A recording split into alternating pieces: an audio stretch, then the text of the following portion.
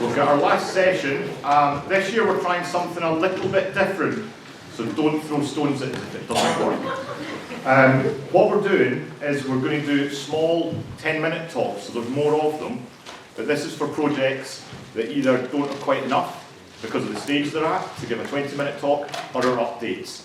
If it works and people vote enough and John doesn't get 3 big red crosses and chairs turned round on him, we may think about doing it again. But let us know what you think of the format. Okay, enough of me. I think we'll start off with Harry Francis from CFA, who apparently unearthed a beast.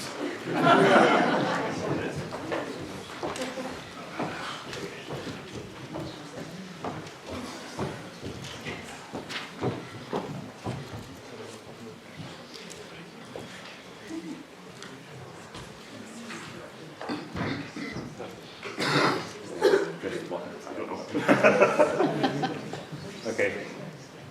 I'm Harry Francis, and I'm talking about the Great Sea Serpent. So, a bit of an introduction to the site. So, the site itself is located in Cannon Mills in the new town.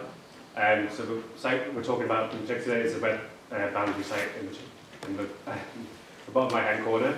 So, it's located underneath the old RBS building, which is in the process of being demolished at the minute. So, a little bit of a background to the site.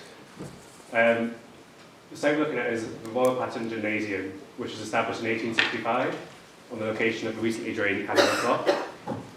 As you can see from the picture on the left-hand side, which is an advertisement from a post office in 1868. The site we're looking at in particular is this one in the middle here. So this is the Great Sea Serpent. So it's essentially a sort of a fairground ride sort of thing. But the Pattern Gymnasium was established to try and encourage fitness and well-being. So this ride fits 600 people rowing around in a circle, and so that's sort of the fun bit of the ride. In the background, yeah, it's very exciting sometimes. So in the background you can see a couple of the other sites. This one here is the Chang, which is a giant seesaw, which also fits 600 people on it as well. And this is the self-adjusting trapeze in the background as well. It was established by the inventor and businessman John Cox in 1865, as I said. So part of the work in demolishing the RBS building, the planning condition was to undertake an evaluation in 2019, which was trying to see how much of the remains of the gymnasium itself was surviving. It was followed then by a subsequent watching brief and excavation between 2020 and 2022. The evaluation revealed the fragmentary remains of the gymnasium, but only in particular the Great Sea Serpent. Much of the rest of it was not identified, so therefore the excavation itself was just focused on one particular line. Here, from 1875, we have a picture of the gymnasium itself. You can see in the foreground, this is the Great Sea Serpent here, and you can see all the oars and stuff. And it sort of turns around the central mound in the middle and pivots on it. In the background here, we have the seesaw, the trapeze, and also paddling men will go around as well. Moving on. Oh, actually, we'll also be looking at things to note. This is how you enter onto the ride itself. So these are platforms which you walked along and then step down into the site itself. So this is a overlay of a site plan on top of the 18. So my notes are not on there. The 1876 town plan, I believe it is. So the site itself was dug in 2 stages. So it was dug in the southern half first, excavated, backfilled, and then opened up in the northern section as well. Essentially, we want to look at a cross-section through the feature itself to understand every single stage of what the construction and what it was used for. So we didn't need to open up the whole thing. On this boundary here, this is the George V Park. So obviously we won't go to extend into that either. So moving on to the actual features, so we're going to look at the outer rings, which are going to be these 2 over here. You can see from this picture here, this outer line here, so this would have been, there was concrete poured on top of it and it would have held the fence line, which marked the edge, the boundary edge of the ride itself. And this section between these 2, this would have been the walkway around it. And this inner one here, this marks the edge of the pond itself. And as you can see, we had conditions similar to a pond while on site as well, so it's quite good to see. Moving on, we're going to look at now these two sort of concentric rings here, these green ones which went around. This here is this top section over here. So these concentric tile interlocking rectangular tiles that would have acted as runners for the wheels for the ride. So as they rode around in a circle, there would have been wheels beneath it would have went along these and kept it in position. In the top bit, which is where this brown section is here, you can see here this wooden feature here, which we believe is the foundations for one of those piers that would have went out onto the site so you can get onto it. So this is all that survived of that area.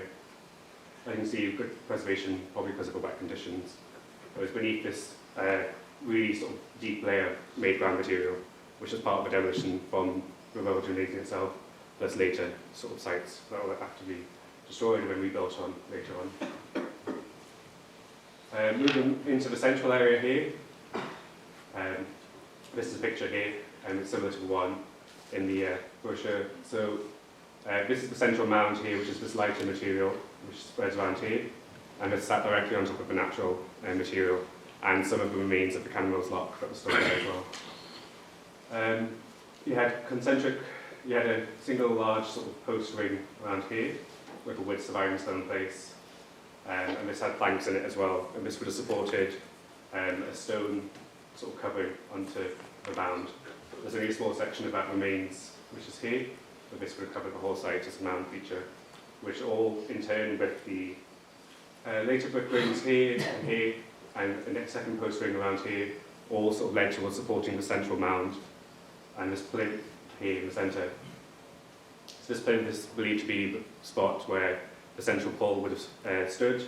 There's possible first remains of the pole here, and we believe that it would have rotated at least at the top and been attached with ropes or wires to the boat itself, and that would have acted and spin it round that way. That makes sense? So the material at the base of the pond itself was a sort of dark silted up material, and this material here, we identified a number of things, including a lot of shoes, which probably would have ruined someone's nice day out, some clay pipes over here in the top right, some glass torpedo bottles in the bottom right down here, and these here are the rowlocks, which we always would have sat in, and they would have obviously broken off over time in some stages. So yeah, so that's a very quick, fast run through the site itself, and so yeah, thank you for listening.